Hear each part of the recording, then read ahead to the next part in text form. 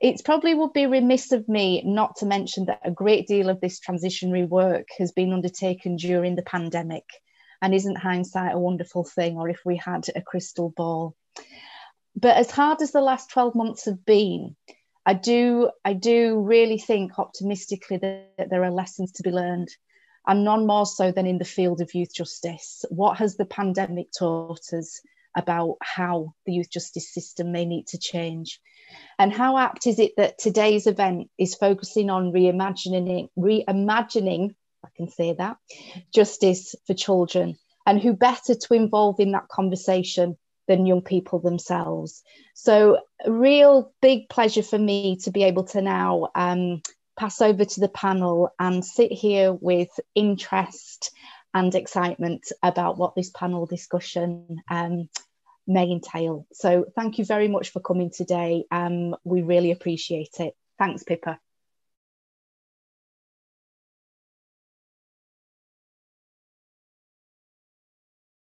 It's a great pleasure to be here this morning. As you say, I've been a member of the board of the Standing Committee for a number of years, and I'm really excited about this transition into the Alliance for Youth Justice. Currently, I'm an associate of the Prison Reform Trust. I chair the Youth Offending Service Management Board in Surrey, and I'm the independent scrutineer for safeguarding at Cookham YOI. I was asked to talk very briefly about children's rights. Protecting and enhancing the rights of children in contact with the youth justice system will be a central focus for our Alliance. Children's rights, which you might like to think of as the things which children and their families are entitled to receive, are described in a variety of documents.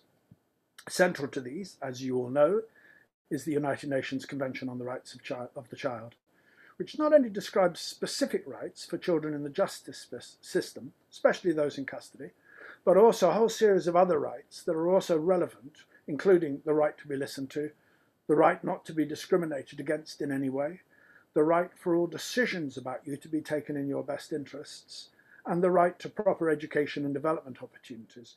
The most basic right of all is that of any human being under the age of 18 to be considered a child, and to be treated as a child, not as an adult. That's what we mean when we use the phrase child first. It's also why in the AYJ we will use the term child in most instances, including using it at times in respect of younger people who probably no longer feel that they are children, but they're still under 18. Being a child, having the rights as a child that exist in our society, is particularly important in a system that has a built-in habit of treating older children like adults. Many of you will have heard the expressions such as, well, he's 6'2", when discussing a child in trouble. The problem is that such sentiments rapidly become the excuse for why children's rights are being ignored. So as we launch our Alliance today, we're making the following commitments. First, that we will not stand back from pointing out where children's rights are being ignored in our system. Secondly, that we will not stand back from advocating that new rights and entitlements are put in place where our experience, our research, and our knowledge show that there are gaps. And thirdly, that we will not stand back from calling on all people coming across children in trouble to remember that they are meeting a child first and foremost, and that how they respond to that child will make a huge difference to that person for the rest of their life. Thank you. Hi, my name is Leon. I'm from Southampton. I joined the Young Advocates project about 5-6 months ago. I'm enjoying it at the moment and glad to be in the meeting with all of you. So starting off from what John said about the rights. As a child, the whole broad scheme of rights, it's like you don't know, no child really knows their rights as a child. And it's the thing that I would want all child to know is their rights and how, and put in ways of how they would get to know their rights and things like that.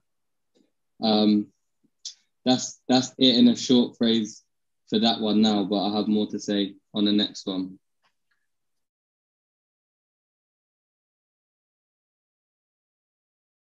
As Pippa said, I'm Gavin McKenna. I've set up Reach Every Generation and Building Labs project. And I questioned, why was I part of the AYJ? Like, what's my role? What can I bring? And last week it came to me, man, that we bring practice. You know, there's so many experts in this organization, and I was a bit concerned with what I bring. And it came to me, I've been doing this for a long time, working with young people, advocating for them and children. So my first question is, it's a rhetorical question, you haven't got to write in the box, but have you ever been denied access? See, when I was young, I think I'm pretty handsome, to be fair, but when I was young, for certain reasons, I wouldn't get let into a nightclub. Get it? They might look at me and say, yo, this guy not coming in. I don't know if it's trouble, I don't know if it's the gold tooth or the tattoo on the neck, I don't know, but there would come a time when they would say, this guy's not allowed in. And do you know how embarrassing it was?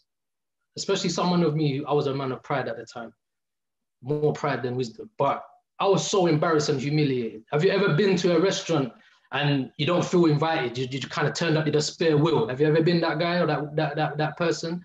And so I think what I want to do is get you as the listener, as the professional, as the adult, to share with me that moment when we've all felt access was denied. And the truth is, as an adult, what we've got is we've got the ability and the wisdom to be able to argue that and fight that. Well, why am I not allowed in? Going back to John's point, we know what our rights are. So for me, I want to say this. Young children, young people, young adults, however you want to categorize them. For me, children, they don't have the ability to fight their own corner for themselves. They can't fight for themselves. That's my opinion. And so when we look at systems that are rigid and are in place, at the moment when it comes to youth justice, for me, the question is, where does access come from? Because the path into the criminal justice system or the youth justice system is wide to me. It's a wide path. But coming out is a narrow path. And that's the bit I get stuck on. How many young people flood into this system and don't come out? How many of them don't know their rights, don't know what their right of access is, don't have opportunity and access to positive role models, living in environments that are engineered and created to restrict access to hope and opportunity? How many young people are coming from families where there's brokenness and pain that not everybody can really relate to? How many people are really dipping into the most deprived, the most hit by austerity, the most painful environments where young people are trying to navigate or children are trying to navigate with the very little experience they have? So for me, it draws up a lot of emotion. And I reference some of the things I've said before as a young child myself, growing up in women's refuges, domestic violence and no access. And I'm feeling like, when was my break gonna come? When was someone gonna stand up for me? Because I watch my children, and my daughter's 4, she's too small to reach the table. She needs an adult to reach up for her. That's the point I'm making. For me, I want to see a young child that's caught up in the justice system access fire exits. Let me say that. It's about fire exits for us. So the justice system, the current systems that are in place, they need tweaking, they need addressing. If you're brown, if you're black, if you're of a lower class, you're getting sucked into this system at an alarming rate. It's disproportionate, it's not fair, it's not just. So when we talk about social justice and access, my question is, are you offering access or are you hindering? What side of the fence are you on? Is access in what you do? What does access look like? It's not enough just to get a young person's picture and put it on Twitter and say, oh, I'm working with so-and-so.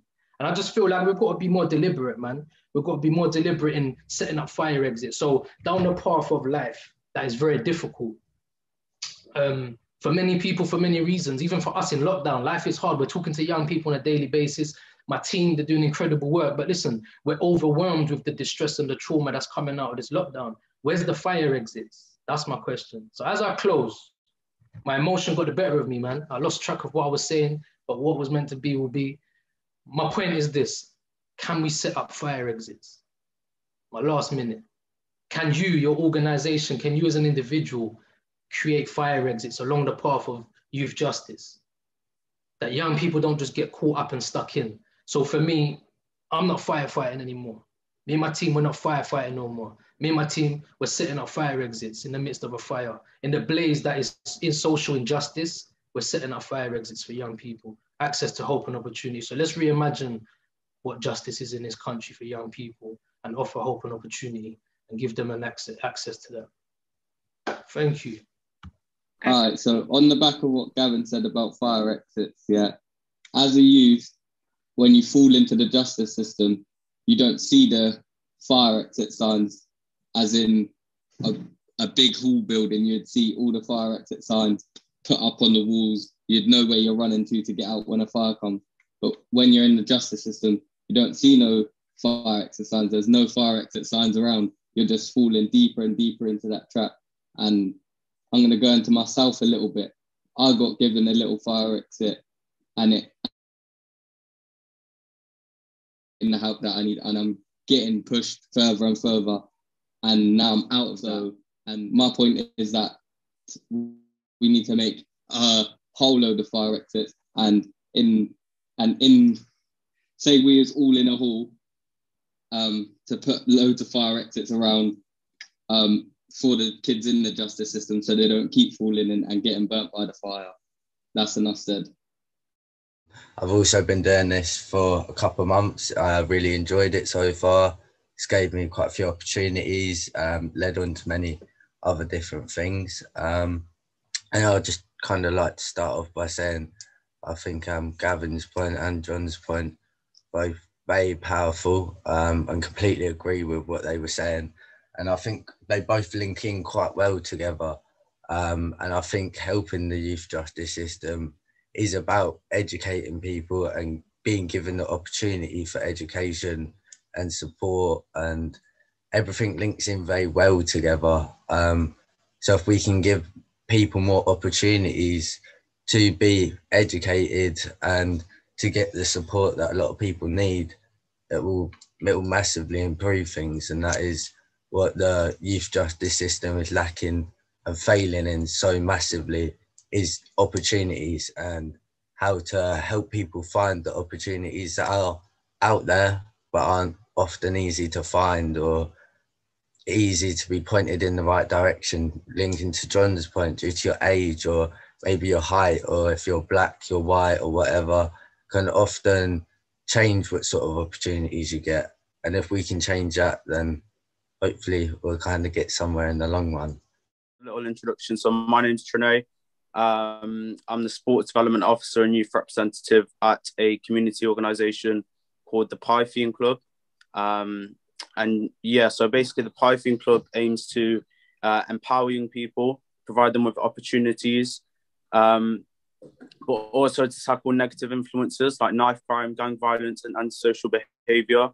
And we do this for a range of positive initiatives, including football, boxing, sports, mentoring opportunities, obviously vitally underpinned by one-to-one support and education. So I think just on that point, when it comes to access, the Python Club's all about providing access to young people, providing them with real opportunities to get involved in something positive.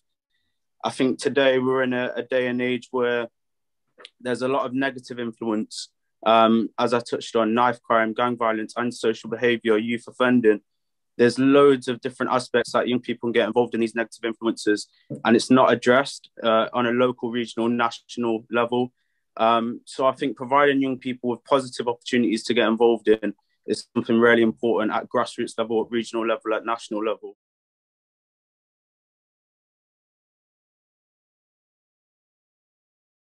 So my name is Shadae Cazeau. I'm the Head of Policy for Equal National Independent Advisory Group. So let's get on to what is equity. You might have seen this picture floating around the internet sometime in the past, but this is basically what equity looks like. It's proportional fairness. That's how I would deem it. It's providing varying levels of opportunity and support dependent on the individual need.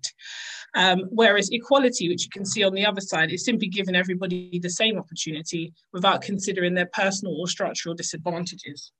So why is this relevant to the youth justice system? Well, there's three real main reasons. One is that the youth justice system is overrepresented by BAME groups. And when I say BAME, I mean Black, Asian and minority ethnic. And I note that this is a point of contention, but I'll use that term for the sake of the statistics. So the first one is that it's overrepresented by BAME groups at most stages. The second is that it's overrepresented by those with some of the most complex needs, and that BAME groups are some of those people with the most complex needs. So why does that really matter? Well, without an approach that acknowledges the complex needs of children within the youth justice system, we'll continue to see the higher levels of reoffending and increasing rates of racial disparity that we currently see now. that most of the children in the youth justice system have some of the most severe and complex needs. And there's obviously a link between custodial sentences and the severity of the needs of that child, because as you saw, most of the children with the most needs were sentenced, and custodial sentences at that. So knowing what we know about the range of needs of sentenced children in the youth justice system, what do you think, or what do I think an equitable youth justice system looks like? Well, I think in the first instance, it identifies the needs of the child. So using early intervention by professionals, but not to marginalize and further label that child, but actually to help support that child at an early stage and identify some of those complex needs. Two, it's something that tailors this approach to the needs of the child. So we spoke about it earlier, John mentioned it as well, a child-centered approach that's informed by evidence, which we have lots of. Thirdly, it recognises cultural difference and actively works to reduce racial disparity. There is a difference between agreeing that racial disparity is an issue and actively moving on it. And that needs to happen. So removing the hardwired notions of risk that run throughout the youth justice system, both formally and informally. And when I say hardwired, I mean things like risk assessment tools, for example, and how they are used. The next one is keep diversion and rehabilitation at the heart of all decision making. As Gavin said, fire exits. Where are those fire exits? Are they at the beginning, or are we waiting until that person's already been through the system to give them one? And it provides access to services that will support children to overcome the challenges that led them into crime. So rather than using a multidisciplinary approach in the way that it's used now sometimes to further marginalize children, actually using that approach to help support them to overcome the issues that they arrived at the youth justice system with. So how do you achieve the dream? Well, I would say there's loads of different ways, but a few things that I thought about were effective use of consultation to inform policy change. There's examples of that have happened recently that have been really successful.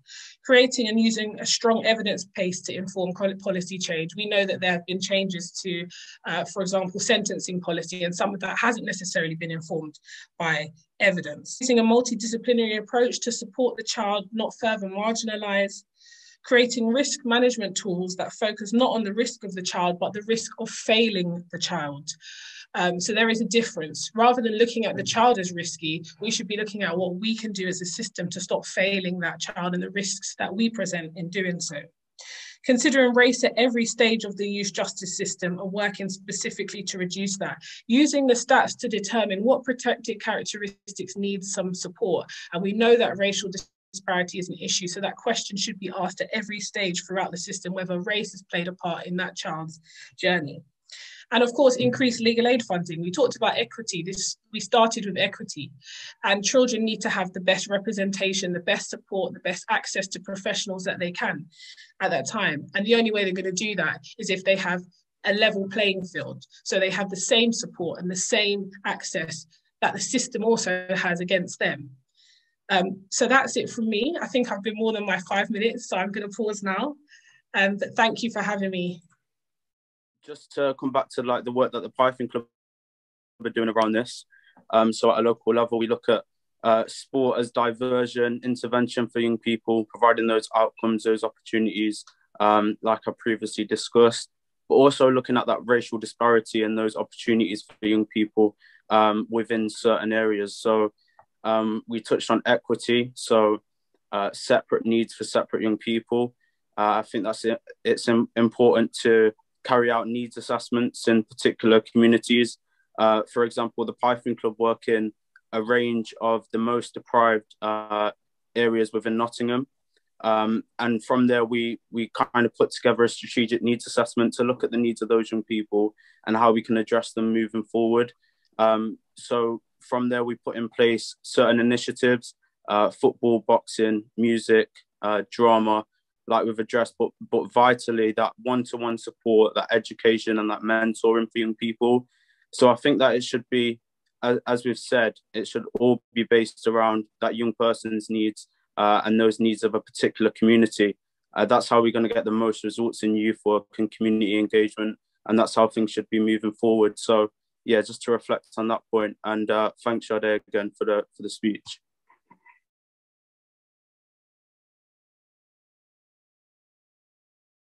So as Phil said, my name is Nadine. I'm a board member for the AYJ and also the CJA as well.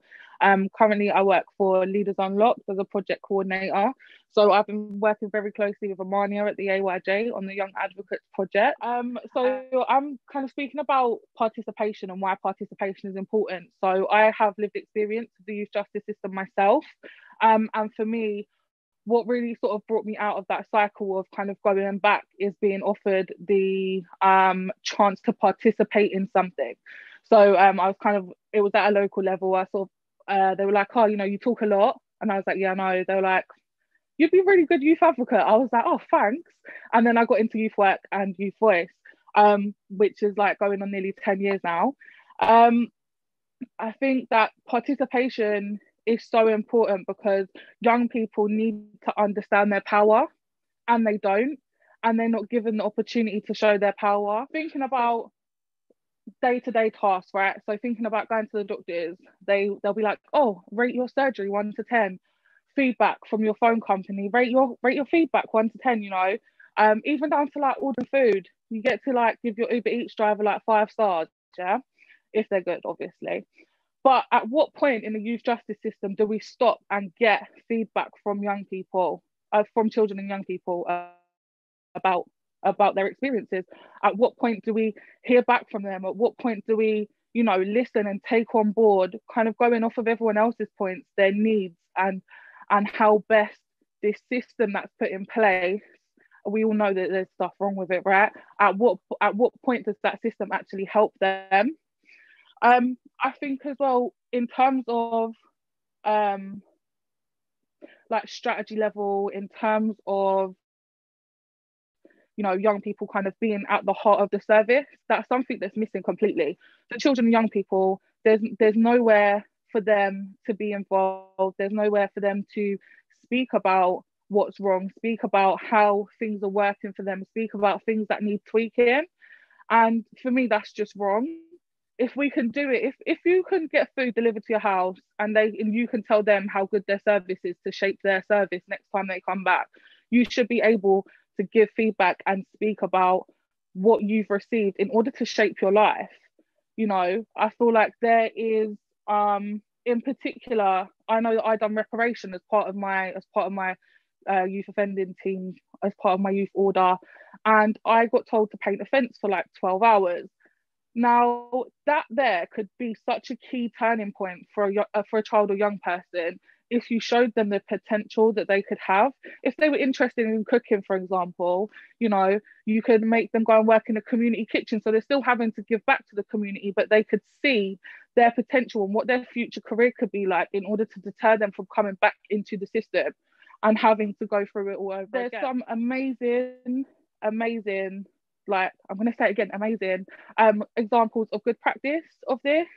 Like, obviously a little bit biased, but us at Leaders Unlocked, we obviously work with 18 to 27-year-olds. So we work more in the adult justice system, and we've partnered with the Young Advocates. The Young Advocates, again, being a program that actually really wants to listen to children and young people.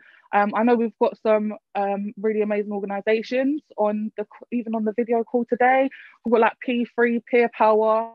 You know, they're all about listening to that child and to that young person. And sometimes it's all we want. All we want to do is just be listened to, you know, like think about yourselves, right? And think about when you've had a really long day or something's not worked out, what do you want to do? You want to vent to someone, your friend, your parent, your other half, whoever it is, and you want them to listen to you. That's it. So why are we not doing this in the youth justice system? Like, at a point that is so critical to a child's life. Anyway, yeah, that's it from me. Thank you. Yeah, I thought that was amazing point that Nadine just made. Completely agree with everything she just said.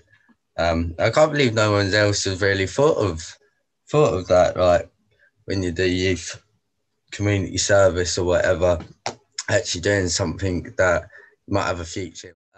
So I thought that was an amazing point. I think if we can include that into the youth justice system, that would be amazing. And what Nadine was saying about kind of actually listening to the young people that are going through the youth service, that would massively help. The only people that really seem to be making a difference in the youth service is the people like you guys right now that are speaking, and kind of youth offending services help out a little bit, but they don't get enough funding or enough power or enough time with the young people. They're overstretched and underfunded. So, I mean, if we can change all of that, yeah, I completely agree with what Nadine was saying. And I think, yeah, she got an amazing point to make. And I think we all really need to take note of that. And I think those points there would singly make a huge difference. So thank you for coming up with those amazing ideas. And that is everything I'd like to say. And something that I'm really passionate about, young people having that voice and that influence of change. So, yeah, just to keep it short and sharp, I think that's what it's all about. It's about giving young people the opportunity to influence change. It's about empowering them, listening to their views, their needs, and addressing things moving forward. And it's about because young people have got that insight into what's wrong and what's right in their communities, what's gonna have a good impact and maybe a less positive impact. So yeah, it's about listening to them, listening to their views, giving them that platform of engagement, and trusting in them to lead the way, basically. So yeah.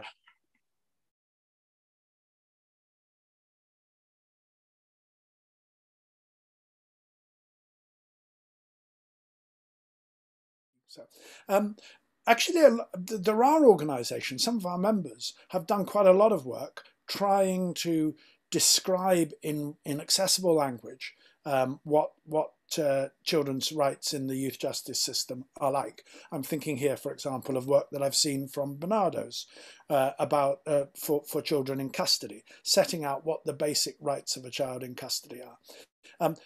The coverage isn't universal, isn't anything like universal. We wouldn't be debating this issue if it was. But it does point, the fact that there are examples of that points to the fact it is perfectly possible to bring together the codes and to then express them in language that everyone would understand and are accessible. What a child's rights are in the different moments of the youth justice system. The issue is coverage. Coverage is very in-betweeny, and maybe a role for the AYJ in this is not necessarily producing our own version. It does seem to me that what we need is a mapping exercise to really look in detail at where the particular weaknesses in terms of explaining rights are, because I don't doubt for one moment the very powerful expression from our advocates that actually most people in the system don't understand what their rights are, and that's both about explaining them in a way that we can all identify with, and also making sure that we go back to that rights approach on a regular basis. Some people that work in like yacht building, social workers and people like that, you see, to work as in a job like that, it's not just for your money. You actually have to put a care into your job. It's not you just work to get your money at the end of the month or week or whatever it is. You've got to actually put care and passion into your job and into your work that you're doing.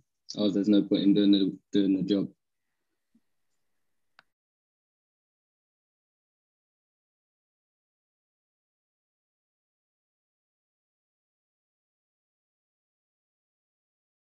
You're excluded is such a divisive word, man. Like, to exclude a child, it breaks my heart, man. I've been excluded from school, and that feeling of rejection, like, I think what they don't realize, is that the trauma that lies deep within the child is triggered just by that one word or that one action of excluding someone, because it's reinforced rejection.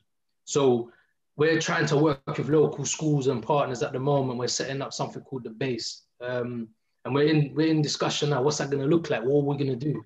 One of the things we spoke about is if we can see a young person from year 6 is going to go into secondary school, and listen, they might be presenting behaviors that are contrary to what the school require or expect, right? Because I'm careful how I don't want to label children.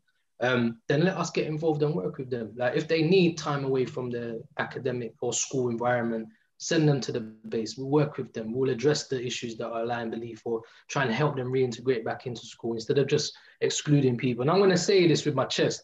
We had a school last week say to one of my staff who's in the call, we're excluding him now because it's cheaper to do it while he's young. word for word is what was said. So that's what we're dealing with. The problem is you're going to have one person screaming down the laptop right now, that's wrong, but there's many other people that won't care and will continue with that narrative. So we need a change of narrative, man. Yeah, and we need fire exits, man. If you're going to exclude a child, you can see that coming down the horizon, put a stop to it. Local partnership, holistic approach. School. So you get excluded from school and then there's nothing to do that day from school. So then you're thinking, what are you going to do for the rest of the day while all your friends are at school? Then it may even just be a walk to the shop. Then you see people that they're probably excluded from school now, all hanging around. Now you just got the excluded bunch hanging around with each other, getting up to no good, while realistically you should all be at school. So keeping people in school is definitely a big picture. And what Gavin said about the teachers saying excluding people because it's cheaper, it probably happens everywhere because kids get thrown out of schools now like no tomorrow. And what I very quickly learned from the education system is every single so-called fire exits that they've already got in place are a fire exit that leads down a path that is so much worse. So just get rid of school exclusions, full stop. I would, the day that they stop excluding kids will be happiest day of my life, hands down. So if we can do that, that would be great. Yeah, let's do that. I also think that we need to build in more fire exits, more advocacy into the process where a decision is made to either bring in a short or a long-term exclusion of a child. Too often, parents, if they attend, are attending without advocates, without lawyers, without other people supporting them in the meetings to decide whether a child should be excluded. And that's just plain wrong because it's such a monumental moment. And two final things for me. One thing that we all need to keep an eye on is there's been a marked rise in the number of children being excluded at primary school age. That's really shocking, I think, and something that we should all of us be asking questions in our local communities about numbers and proportions. And then lastly, what about trying to develop a better mix for children who, for whatever reason, in the end, don't remain in school, a better mix of non-PRU type alternative provision, which is much smaller in scale and is much more able to be tailored to the particular needs of a particular child. I can think of practical examples in East London of such schemes that work tremendously well, but they're not the norm. And I think, you know, the demand, our demand to councils should be that they need to develop more of that in their areas. So I think with the exclusion stuff, it really comes down to the equity point I made earlier. So all those children who are subject to exclusion most likely have some type of need that is not being met, hence why they've ended up in that situation in the first place. And actually it's about understanding and identifying what that need is and then working with them in that way. So actually what I think is that schools need to completely restructure the way in which they teach children, because actually there's a very rigid view about how schools should work, and it's, you know, all the kids should just be good and quiet and then we teach and then everyone goes home and that's how it should work.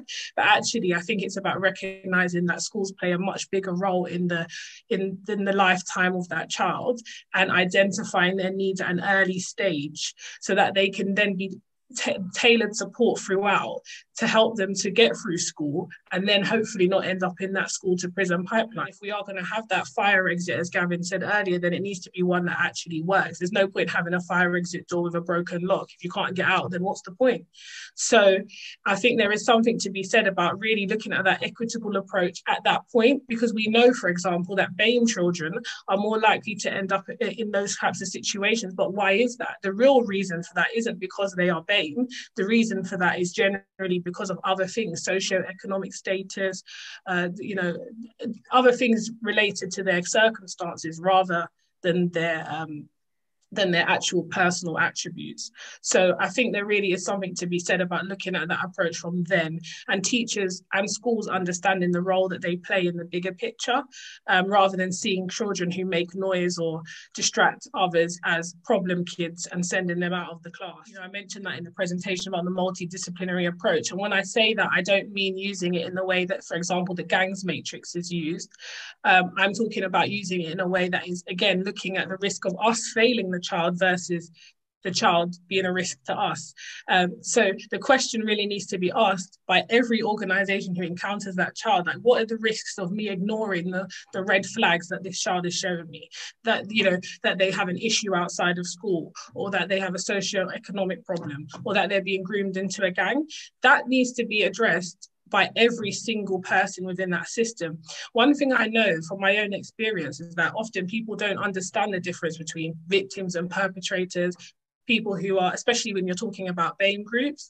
And I think it really is the responsibility of every organisation to understand the nuance about the difficulties and the challenges of being a child, especially in the landscape that we're currently in, and moving away from punishment and actually just thinking about what is it that that person is really saying, because we know that most of the issues we're talking about are underlying. There is something underneath what you're seeing. That person is just giving you the external version of their internal reality. And I think we really need to just look at that from every single angle.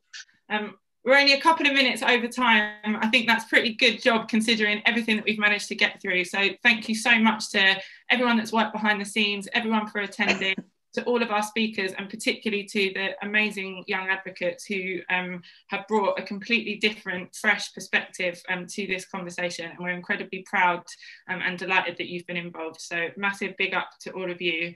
And thank you very much to everyone for attending. I'm really pleased with how that first event went and look forward to many more. So thank you, everybody.